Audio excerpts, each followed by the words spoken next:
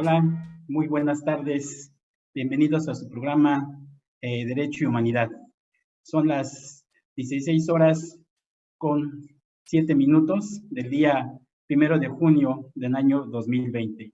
Como ustedes saben, derivado precisamente a esta situación que estamos viviendo actualmente a nivel mundial, pues bueno, dejamos por un tiempo fuera del aire lo que era el programa Derecho y Humanidad. A partir de esta fecha lo retomamos nuevamente con muchas ganas y con mucho entusiasmo de estar con ustedes en este momento y para que nos escuchen y nos sintonicen a través de Facebook y de Radio Info. Bueno, el día de hoy vamos a hablar de un tema muy interesante, muy importante, en el cual pues muy poco a veces se ha hablado de este tema. El tema de hoy es la comparativa del feminicida con los asesinos seriales. Vemos que tenemos a dos invitadas, ¿sí? Que tienen un amplio currículum y asimismo un conocimiento sobre el tema y la materia de la cual vamos a hablar el día de hoy. Bueno, pues vamos a iniciar. Antes que nada, bueno, les envío un fuerte abrazo, saludos a toda la comunidad estudiantil y asimismo a todo el público general que nos sintoniza por Facebook y Radio Info. Un saludo fuerte y un fuerte abrazo. Bueno, voy a presentar a nuestras invitadas del día de hoy en este programa. Primeramente, haré mención de la maestra María Gabriela Pérez Becerril, ¿verdad? Ella es doctorante en tanatología, ¿sí? Asimismo es maestra en tanatología, es licenciada en Derecho, tiene diversos diplomados, ¿sí? Que de alguna manera este currículum le han generado toda esta experiencia. Uno de ellos es diplomado en tanatología, asimismo es docente en diversas instituciones educativas, es postulante en materia penal, civil y familiar, es coordinadora de asuntos penales en la zona sur por la Gerencia de Seguridad Física de Petróleos Mexicanos, agente del Ministerio Público en la Procuraduría General de Justicia de la Ciudad de México. Y asimismo, abogada en el Banco del Ejército y Fuerza Aérea. Tiene la especialidad en amparo, diplomado en juicios orales, un diplomado en práctica forense en procesal civil.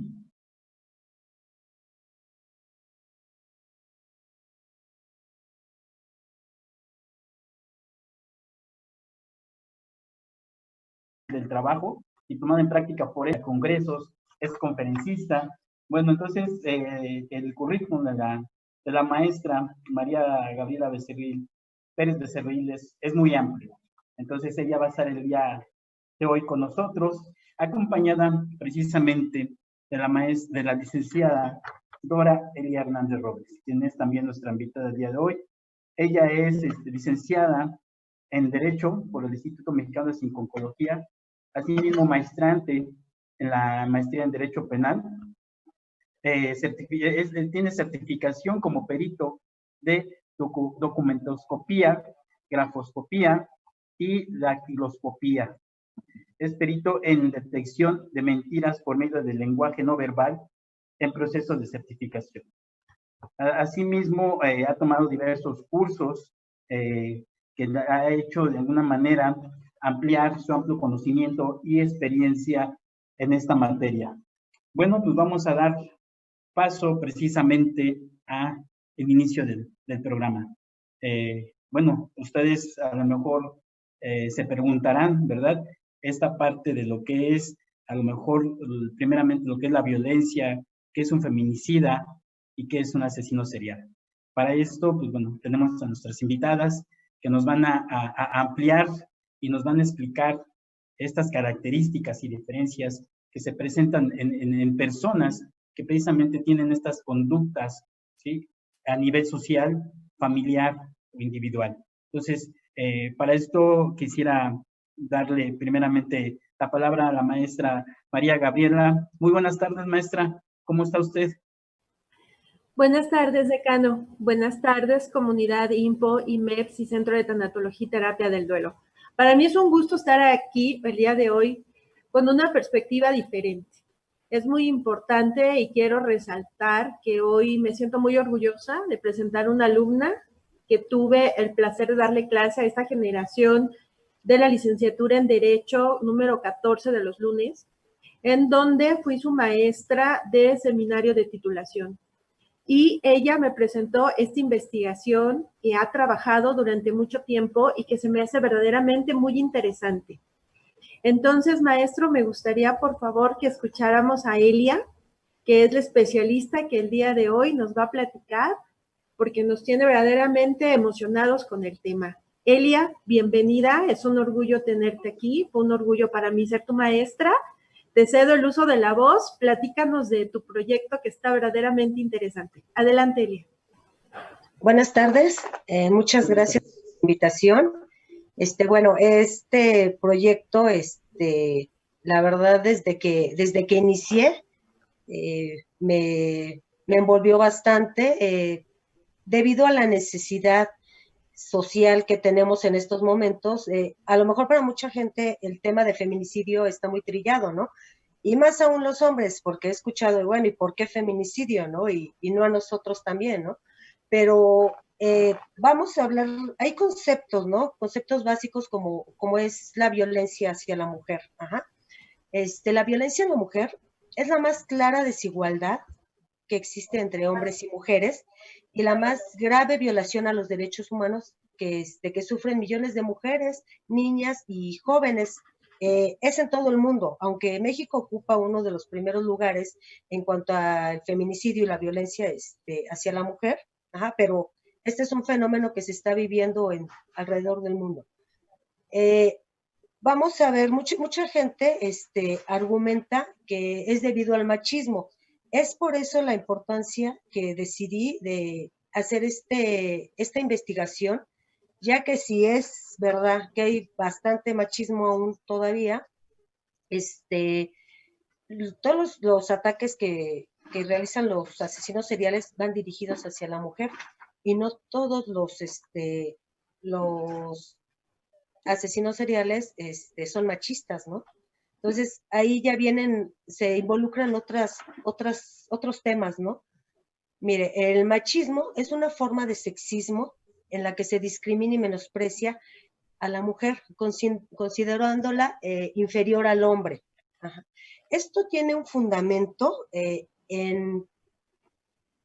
son ideas preconcebidas y estereotipos. Esto es una fuerte influencia por el entorno social. Volvemos a lo mismo, ¿no? Esto es un problema social. Si hay machismo, es problema de toda la sociedad, ajá, no de una persona. Al igual, el machismo se tiene en este tipo de práctica machista, se tiene la idea de que la mujer debe de tener una actitud de sumisión hacia el hombre. Por ejemplo, desde que la mujer empezó a ganar sus derechos como mujer, como persona, todos sus derechos humanos, que por ende pues nos corresponden, ajá, el estudiar, el poder salir a trabajar. Hubo también ahí un quiebre de parte de los hombres, porque ellos no aceptaron que la mujer se liberara, ajá, que la mujer fuera autosuficiente. La mujer ya no dependía de un hombre, ¿no? Para poder vivir. Entonces también este tipo de violencia se desencadenó por esa situación. Ajá. Los hombres siempre han tratado de ver a la mujer abajo, ¿no? Estas prácticas, volvemos a lo mismo, vienen de muchos años, ajá, son ideas ya que son preconcebidas. Entonces, ver que la mujer de repente sale, el hombre dijo, a ver, espérame, te estás saliendo del huacal, ¿no? Entonces, ellos empezaron a atacarnos, ¿no? Ahora la mujer también se tenía la idea de que tenía que estar con un hombre, ¿no? Aunque le fuera infiel, aunque la golpeara, o sea, ella no podía buscar una libertad, tenía que estar ahí aguantando todo eso. ¿Por qué? Porque esa era la idea que se traía y te lo decía, ¿no? Tu propia familia, ¿no? O sea, te casaste y es para toda la vida. Entonces, esto enfadó de una forma bastante fuerte al hombre y pues empezaron ataques, ¿no? Si habían ataques, se hizo un poquito más viral. Este tipo de práctica es analizado en diferentes disciplinas, como lo es la psicología y la antropología. También existe la misoginia. La misoginia es un odio y desprecio por el cuerpo femenino y por los atributos asociados a la feminidad. Esto tiene un origen en añejas prácticas culturales, en las que la agresión física y verbal son empleadas por los varones para conservar privilegios y liderazgo ante su contraparte, que es la mujer. Es lo que les comentaba, ¿no? O sea, ellos políticamente, en todos los campos, pues tienen poder. Entonces, no es fácil para ellos que de repente vengamos las mujeres y ocupemos también puestos, ¿no? Tanto dentro de gobierno, en empresas y direcciones. Y a causa de ese poder que los varones, de los varones hacia las mujeres, estamos expuestos a violencia física, abuso sexual, degradación, trato injusto y humillante, así como discriminación legal, económica, situación que se alimenta con la creencia de la supuesta inferioridad femenina y supervaloración del dominio masculino. Esto está reforzado por factores como tradicionalismos, entorno familiar y medios de comunicación. Muy bien, maestra. Ahorita que nos está comentando, parte precisamente de este antecedente entre lo que es esta parte del feminicida y el asesino serial. Podríamos decir que, bueno, todo empieza desde una parte, ¿no? Desde la violencia. Desde los antecedentes que se van generando precisamente en esa persona a través de la violencia, y que esa violencia posteriormente él la va generando, ¿no? De alguna manera. Pero esta parte del feminicidio también podríamos desarrollarlo en esta parte también del género, ¿no? Porque a lo mejor hablamos no nada más del hombre, ¿no? En su momento, puede quitar la vida, ¿sí? O asesinar a una mujer, sino también aquí podemos hablar un poco más amplio en cuestión de género, ¿no, licenciada? Sí, claro.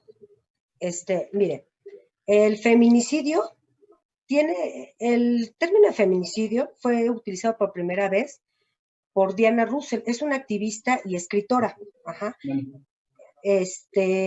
Ella lo usó en 1976 al testimoniar en un tribunal internacional en contra sobre crímenes de violencia hacia las mujeres. Pero ya el término como tal lo acuñó Marcela Lagarde, que es una antropóloga y feminista mexicana. Aquí podemos hablar de varios antecedentes. Por ejemplo, el campo algodonero fue uno de los pioneros en este tema. Maestra, ¿nos permite? Vamos a un corto y continuamos con lo que nos está comentando, por favor, y regresamos. Sí, perdón, vamos a un corto y regresamos. Bueno, continuamos con su programa Derecho y Humanidad, y asimismo con la invitada licenciada Dora Elia Hernández Robles, que nos está hablando precisamente del tema comparativa del feminicida con los asesinos seriales. Perdón, licenciada, nos está hablando respecto a esta parte del feminicidio, ¿verdad? Sí, de hecho, les comento, el feminicidio fue incorporado en el 2012 en el Diario Oficial de la Federación, en el Código Penal federal, en el artículo 325. El feminicidio es precisado como el delito de privación de la mujer, privar de la vida a una mujer exclusivamente por razones de género. Volvemos a lo mismo, es el género, ¿no? El feminicida es aquella persona que da muerte violenta a una mujer por razones de género por el simple hecho de ser mujer. Hay varios tipos de feminicidio. Por ejemplo, viene el feminicidio por relación sentimental, el que tiene amenazas, el acoso u hostigamiento previo, privación de la libertad, y también se expone el cuerpo. O sea, no nada más cualquier mujer que sea asesinada, va a ser tipificar en una conducta de feminicidio, no tiene que tener ciertas características. Ajá. El feminicidio íntimo, bueno, hay varios tipos de feminicidio, por ejemplo, el íntimo, el no íntimo, el infantil, que es hacia niños menores de 14 años, el familiar, que es cuando la víctima tiene un vínculo muy estrecho con su victimario, o también por ocupación. En ¿cómo se llama? En esta característica de ocupación, en la investigación que hice, hay bastantes delitos de feminicidio hacia las prostitutas. Ajá, es un poquito más fuerte, ¿no? Hay mucho, volvemos a lo mismo, mucho machismo y mucha gente, muchos hombres que se sienten moralistas, ¿no? Entonces, pues ahí son sus ataques, ¿no? Hay casos emblemáticos que apoyaron para que fueron para los avances judiciales para la interpretación de la ley dentro de este tema. Por ejemplo, vuelvo a lo mismo, es el campo algodonero, el de Mariana Lima Buendía, que fue una sentencia, el feminicidio de Lesbi, Berlín, el de Arroyo Navajo y de Fátima Cecilia Aldrich. El campo algodonero, ahí la Corte Interamericana condenó a México a reparar a las víctimas del caso algodonero. Él sentenció, la Corte Interamericana, por eso es un caso emblemático, porque ya entró ahí. El de Mariana Lima Buendía, fue constituido como el primer pronunciamiento en este tribunal relacionado con feminicidio. Ahí igual, la Suprema Corte de Justicia Mexicana emitió su primera sentencia. Después venimos al de Arroyo el Navajo. Este de Arroyo el Navajo fue el primer juicio oral que se realizó, y fue el levantó grandes expectativas en la sociedad. Fue llamado el juicio histórico, por haber sido el primer juicio oral donde habían muchos inculpados, muchas víctimas y además muchos testigos. Bueno, tenemos muchos ejemplos de feminicidio. Yo nada más voy a mencionar algunos que son de los más relevantes, los que yo creo que todos le han dolido a México, pero pues estos son unos de los peores, ¿no? Tenemos el caso de la niña Lupita, mejor conocida como Calcetitas Rojas. Esta niña de 4 años de edad fue asesinada de una manera brutal, y lo más triste es que el asesinato lo cometieron su madre y su pareja. Esta niña también sufrió abuso sexual, al igual que su hermana.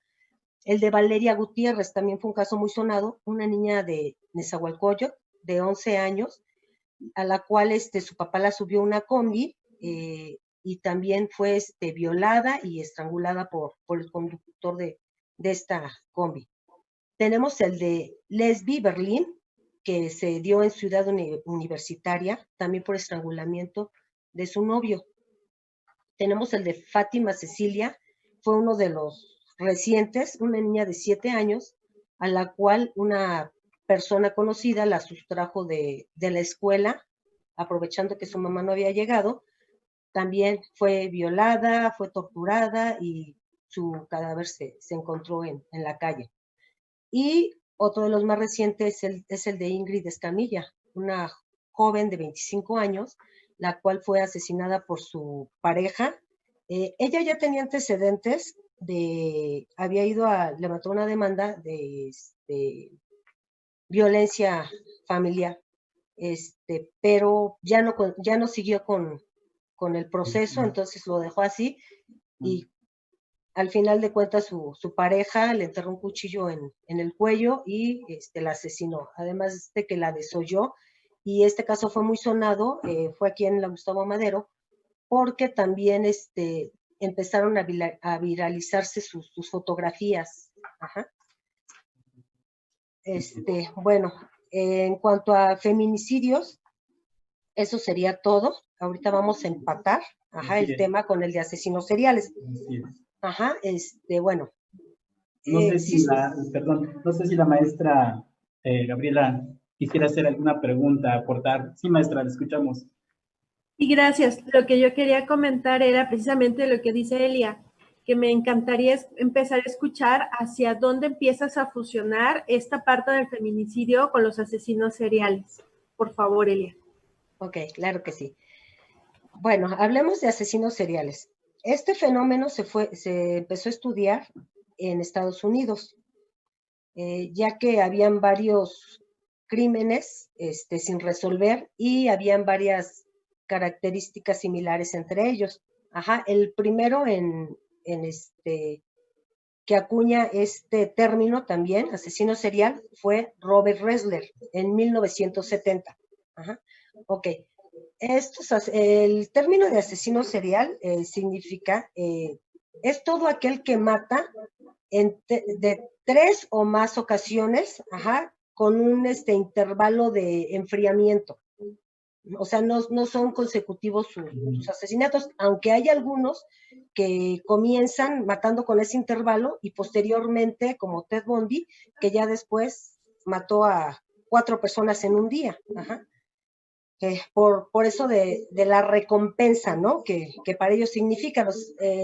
Para ellos están específicamente motivados por una multiplicidad de un impulso psicológico, ajá, pero sobre todo son las ansias de poder y de compulsión sexual. Ok, aquí yo empecé a ver las características que habían entre los asesinos seriales y los feminicidas. Por ejemplo, tenemos el primer asesino serial aquí en México, ajá, fue el chalequero. Probablemente no fue el primero, pero sí fue el primero en documentarse. Ajá. Él asesinó a 20 mujeres, de las cuales 19 eran prostitutas. Y su última víctima fue una persona de tercera edad. Volvemos a lo mismo. El chalequero en su historia de vida era una persona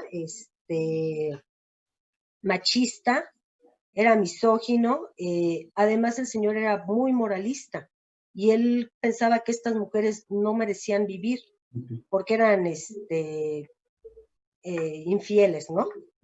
De ahí Maestra, nos vamos vamos a un corte, perdón, nos están señalando, y regresamos nuevamente y continuamos precisamente con lo que nos está explicando usted, por favor. Gracias.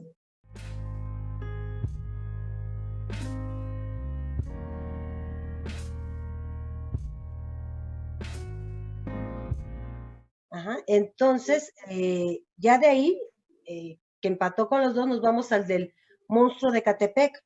Él mató a 20 mujeres, igual de una forma que reunía, porque también fue tipificado como feminicidio, reunía todas las características, pero también entra dentro del asesino serial. A mí lo que me llama la atención, ajá, hay otro caso, y con este finalizo los ejemplos. Es el de la Mataviejitas. Ajá. Esta mujer mató a 17 mujeres de la tercera edad. Bueno, ella confesó haber matado 17, pero las investigaciones arrojan que probablemente pudieron haber sido 40, no 17. Siempre es más fácil ver a una mujer asesinada que a una mujer asesinando, ¿no? Entonces, ahí no fue machismo, ¿no? Entonces, ¿qué es lo que motiva a los asesinos seriales? Porque tenemos 3 diferentes ejemplos de feminicidas, pero también empatan con el asesino serial. Y ellos, su motivación fue totalmente diferente. Aquí ya vienen procesos neurofisiológicos, quiebres emocionales. Y todos estos asesinos seriales que yo investigué, tanto de aquí como de otros países, tienen algo en común: haber sufrido agresión sexual, haber vivido infancia y adolescencia con maltratos, tanto físico como psicológico, ¿no?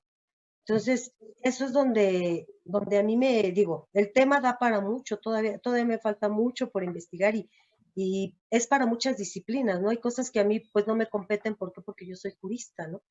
pero igual y también los psicólogos podrían retomar este tema, ¿no? Porque a nivel psicológico, ¿dónde vienen los quebrantos de todas estas personas, ¿no? ¿Por qué son las madres? Yo estudiaba el caso de José Luis Calva, ¿no? El caníbal de la Guerrero.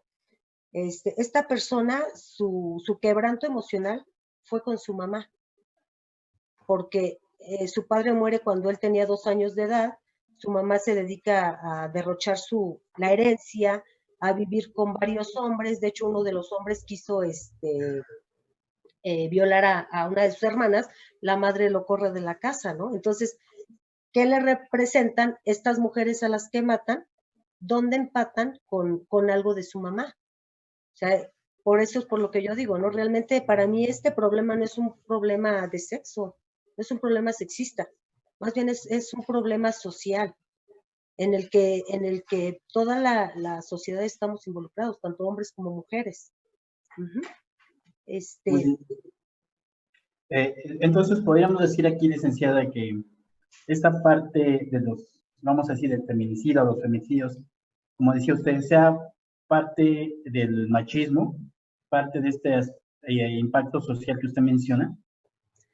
En algunos casos sí, por ejemplo el de Ingrid Escamilla, claro que sí, porque ella ya venía sufriendo una violencia intrafamiliar con su marido, ¿sí? Y hasta donde yo sé, el señor es el único homicidio que ha, bueno, ha matado nada más a su esposa, ¿no? Es el único asesinato que ha cometido. Pero los demás feminicidas, leo como Calva y como Hernández, el monstruo de Catepec, no es por machismo. Ellos tienen otra conducta. Ya es algo emocional. O sea, por eso es la importancia de que, pues desde un inicio, ¿no? A nuestros hijos, pues les demos valores, les demos amor, ¿no? O sea, hay que cuidar mucho la estabilidad emocional de nuestros hijos. Es muy, muy importante, porque pues si no cuidamos esa parte, pues podrían caer ellos en conductas atípicas. Okay. Entonces aquí, bueno, haciendo esta parte de lo que nos explicaba ahorita, podríamos ir a mencionar algunos factores que pueden influir para que una persona se convierta en un asesino serial.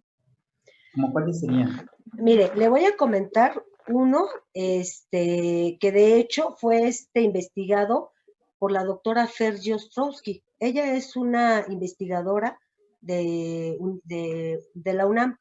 Esta persona fue la que hizo el perfil psicológico de la Mataviejitas. Ella comenta que lo que detonó esa ira en la Mataviejitas fue precisamente toda la infancia que tuvo.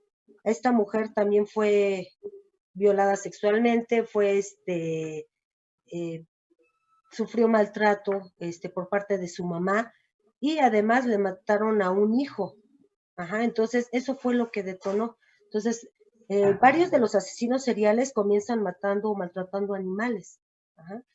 Ellos tienen en común, por ejemplo, el vivir en ambientes de violencia, ajá, con su familia, el haber sufrido abuso sexual, el haber sufrido violencia psicológica. El caníbal perdón, no es cierto, el monstruo de Catepec comentaba una cuestión, que él veía a su mamá tener relaciones con hombres, con varias parejas. Entonces también eso es un detonante para esto. Digo, no es todo, debe de haber un conjunto, ¿no? Pero el hipersexualizar a los niños también es malo. O sea, digo, se comete abuso psicológico desde el momento en que, por ejemplo, ahorita pues las familias viven en un cuarto pequeño, ¿no? Probablemente los divide una cortina únicamente y pues tienen prácticas sexuales, ¿no? Al lado de sus hijos. Entonces, todo eso también les afecta.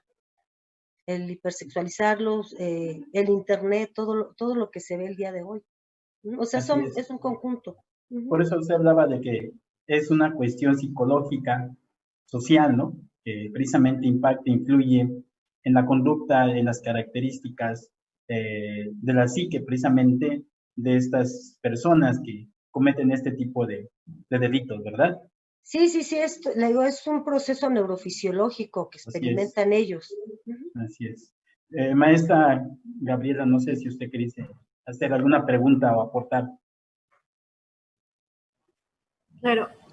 Elia, a mí me gustaría que nos explicaras, por favor, dónde surge esta idea tuya desde tu ámbito jurídico de fusionar al feminicida, que es el que tenemos en nuestra legislación, darle esta comparativa con el asesino serial, por favor. Ok,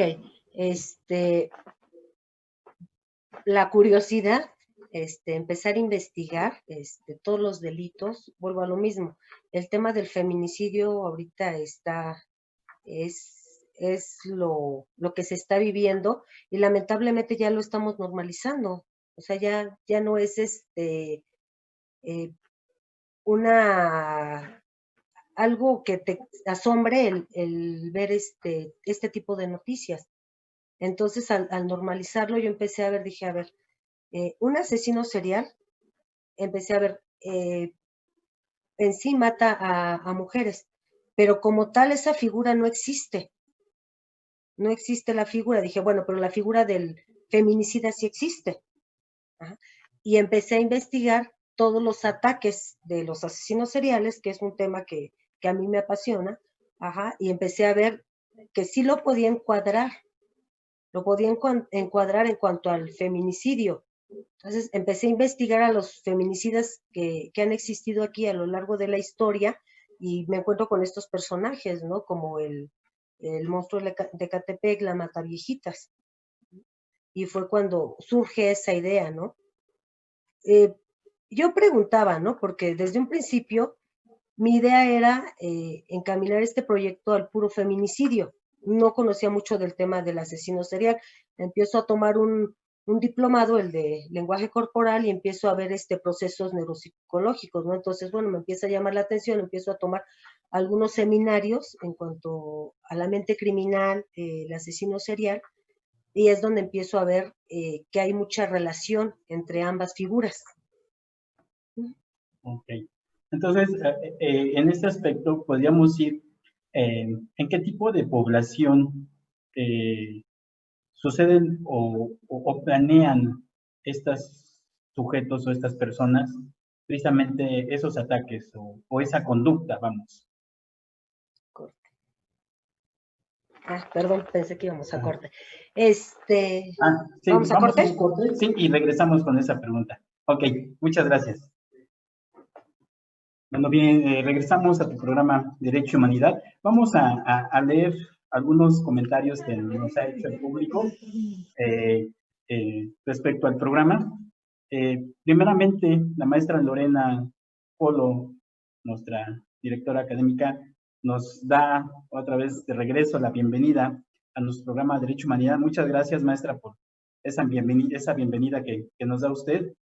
Asimismo, Juan Telles dice: felicidades por la expositoria Elia de la generación 14 de la maestría. Leti Martínez, excelente programa, felicidades. Saludos por parte de, también nos están viendo otras profesiones como lo que es trabajo social. Saludos de la carrera, gracias. Dulce Yamit, el coqueto es un asesino y sería como parte también de un ejemplo, en este caso otro, vamos a decir, otro asesino nos comentan ahorita. Entonces, no sé si ahorita nos pueda decir usted ahorita, licenciada, en base a esas investigaciones que usted hizo. Norma Jiménez, excelente tema. Claudia Enríquez Lozada, se puede decir que un asesino serial es aquel que mata a varias personas de la misma forma y que solo viven pensando en esa conducta. Serían aquí dos preguntas que tenemos ahorita pendientes. Por parte de Seferino, buenas tardes, excelente tema. Un saludo a todos los docentes y a la ponente. Carlos Guerra, ¿se puede hablar de utilizar el mismo patrón para cada uno de los asesinos seriales? Adriana Rodríguez, buena tarde. Interesante tema. Es lamentable que la violencia hacia la mujer se ha normalizado, derivado precisamente de la cultura y de la educación, de alguna forma. Dulce, excelente tema. Hilda González, muy buen tema. Parece que nunca dejarán de existir estos motivos para analizar a estas personas. Bueno, entonces acabamos de leer algunos, son varios saludos y preguntas que nos hacen precisamente alumnos y del público. Pero bueno, maestra, no sé, en base a esas preguntas y lo que usted nos decía, si nos pueda contestar.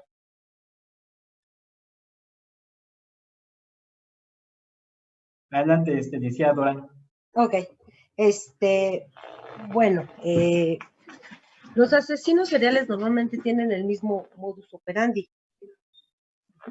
Siguen un mismo patrón. O sea, yo comentaba, hay una pregunta que menciona del tiempo de enfriamiento, ¿no? Bueno, no como tal, pero sí, un asesino serial tiene que tener un modo de enfriamiento. No necesariamente puede dejar de matar un mes, pero él sigue planeando un nuevo ataque. Ok.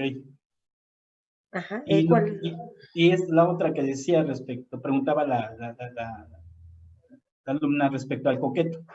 Si podría ser otro ejemplo precisamente de estos asesinos seriales. Sí, claro que sí, porque también todas sus víctimas fueron mujeres. Sí.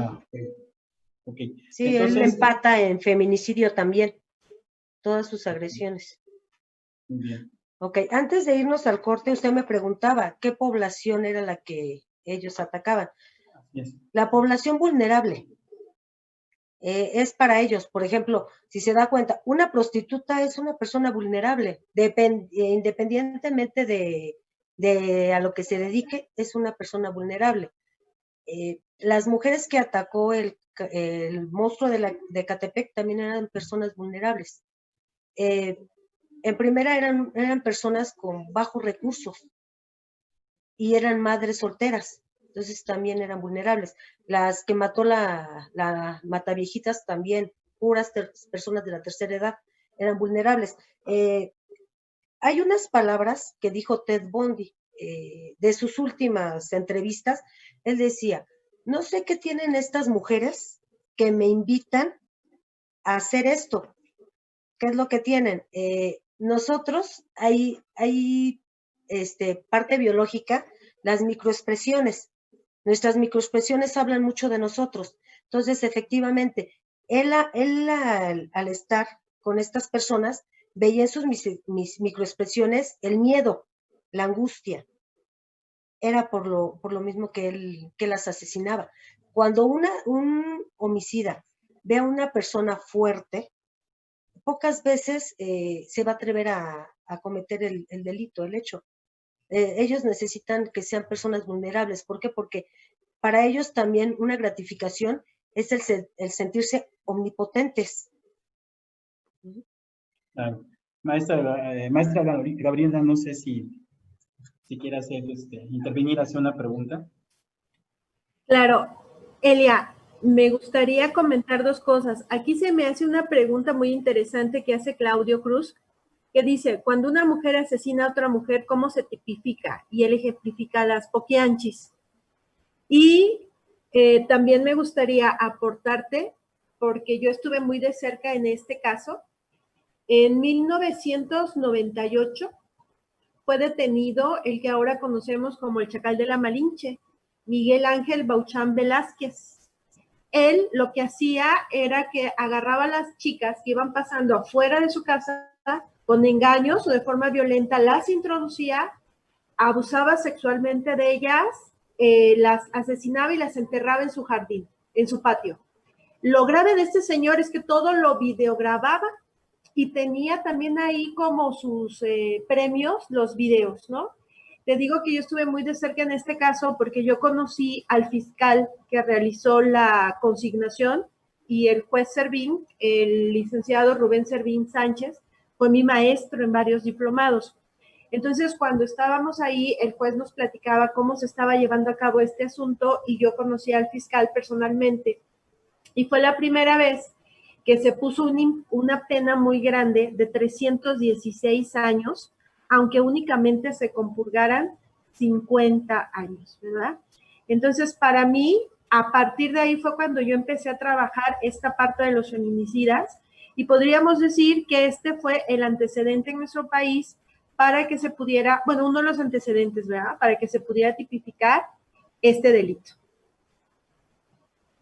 Ok, muy bien, bueno, pues es un interesante tema, una investigación que la licenciada Dora Elia precisamente realizó, supervisada por usted, maestra Gabriela, y que de alguna manera actualmente, como decían, a nivel social, a nivel psicológico, podemos encontrarnos todavía con estos personajes que de alguna manera han dejado un antecedente o en la historia precisamente de la sociedad.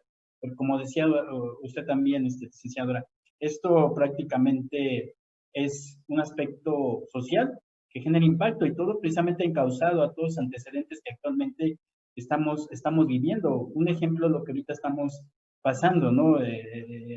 Con esta situación de salud, donde existe precisamente, lo comentaba usted, un confinamiento, vamos a verlo a veces están las mismas familias, en un mismo lugar, en un mismo espacio, y que pues bueno, de ahí se desarrollan y se desenvuelven muchas situaciones que a futuro precisamente pueden provocar este tipo de conductas, ¿verdad? Entonces, bueno, desafortunadamente se nos va acabando el programa. Para ir cerrando, licenciada Dora, podríamos entonces como conclusión marcar esas dos diferencias de lo que es el feminicidio y el asesino serial y sus características que se desarrollan por parte de estas personas que cometen este tipo de delitos y de conductas. Sí, volvemos a lo mismo. El feminicida es una persona que mata de forma violenta a una mujer. Y el asesino serial no como tal te dice, es asesinar a una mujer, ¿no? Pero si matas a 3 o más personas, ya se convierte en un asesino serial. Luego, y vuelvo a lo mismo, varios feminicidas de aquí también son asesinos seriales. Comentaban ahorita la Mataviejitas, también es feminicida, claro, es feminicida porque en el código no te dice el hombre que mate, no, es el delito, es el hecho. A pesar de ser mujer, vuelvo a lo mismo, es más fácil ver a una mujer muerta que a una mujer asesinando, ¿no? Pero al final del día es feminicida la señora. Claro. Sí, como ahorita lo acaba de comentar, una parte es, ahora sí, la normatividad, ¿verdad? La ley, precisamente, que se encarga de sancionar este tipo de delitos.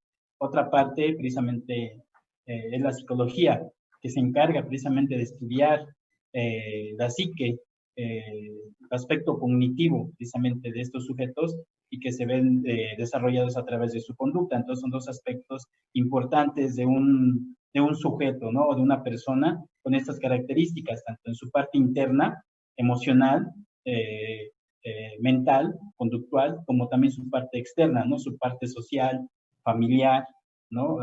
En donde él se desenvuelve y se desarrolla, ¿no? Y toda esa parte que socializa precisamente y que a lo mejor derivado precisamente de ese antecedente psicológico que tiene, pues se ve encaminado a desarrollar este tipo de delitos y este tipo de conductas, ¿verdad, licenciada? No sé, Sí. maestra Gabriela, usted quisiera comentar, aportar algo sobre este tema tan interesante y esta investigación que al final de cuentas desarrollaron y que usted estuvo a cargo precisamente de la supervisión y que es muy interesante, ¿no? Porque nos podríamos estar hablando de este tema y no terminamos. Como que necesitamos más programas para que Elia nos amplíe porque tiene mucha información.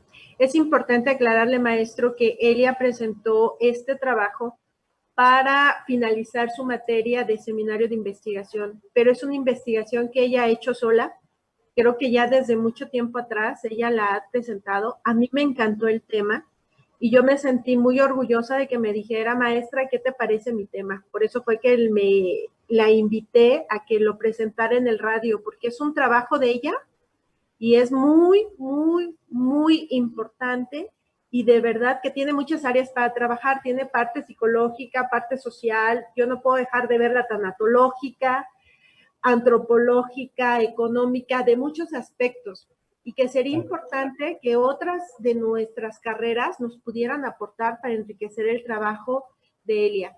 El trabajo de Elia puede tomar muchas vertientes, porque se puede llevar a muchos lados. Y únicamente para cerrar en nuestra legislación mexicana no tenemos considerada la figura del asesino serial. En nuestra legislación mexicana lo único que tenemos es el tipo legal del feminicidio.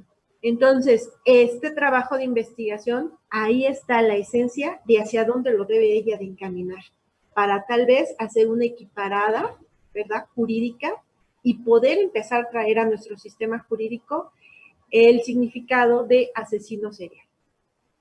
Sí, efectivamente, maestra, como usted dice, vemos que apenas tiene poco que se incluyó esta parte del concepto feminicida, ¿no? Derivado precisamente de todo el precedente que se desarrolló, que tuvo un gran impacto, ¿no? De igual manera, el asesino serial, pues sí, es un tema muy interesante que se debe retomar, porque también debe de estar legislado y debe de estar dentro de la ley, ¿no? Más que nada por la sanción que se debe de llevar a cabo a este tipo de personas con este tipo de conductas, ¿verdad? Y mire, y qué interesante, ¿no? Que ahora hayamos tenido invitada precisamente a la licenciada, ¿verdad? Que actualmente se está preparando conocimiento en estos temas y de alguna manera sí queremos hacer la invitación igual a todos los alumnos que adelante, este es su programa, para que puedan estar aquí con nosotros, intervenir, hablar precisamente sobre esos temas o esos proyectos que se tienen y que son muy interesantes. Entonces, de esa manera hacemos que esto, el conocimiento y el aprendizaje fluya y cada vez se tenga más reconocido en esta parte de los trabajos que se realizan también los alumnos. Entonces también los invitamos para que estén aquí con nosotros, no nada más somos los maestros, sino también todo el alumnado y también a lo mejor hasta personajes externos que también nos van a acompañar para hablar de esos temas que tenemos aquí en su programa Derecho y Humanidad. Entonces, están invitados todos. Bueno, muy bien, desafortunadamente pues se nos acaba el tiempo. Esperemos que este programa haya sido de su agrado y que de alguna forma haya cubierto mejor algunas preguntas o cuestionamientos que se tienen sobre estos temas, que son muy interesantes. Y quiero agradecer precisamente a nuestra ponente, la licenciada Elia Hernández Robles. Muchas gracias por estar aquí con nosotros. A la doctora María Gabriela Pérez Becerril, precisamente como maestra y también supervisora de esa investigación, por la aportación que nos hacen el día de hoy. Y pues gracias a todos ustedes por sintonizarnos y estar aquí con nosotros. Entonces los invitamos para que sigan con nosotros en su programa Derecho Humanidad. Recuerden, los días lunes de 16 a 17 horas estamos aquí con ustedes abordando temas no nada más para los licenciados en Derecho, sino para también en todas las materias y licenciaturas también nos puedan sintonizar. Entonces, pues muchas gracias a todos ustedes. Estamos aquí de nuevo. Les mando un fuerte abrazo. Cuídense mucho, cuiden mucho a su familia, ¿sí? Hay que tomar las medidas que sabemos. Y pues un abrazo de la Academia de Derecho para todos ustedes. Muchas gracias y nos vemos el próximo lunes. Gracias, licenciada. Gracias, maestra, por sus aportaciones. Gracias.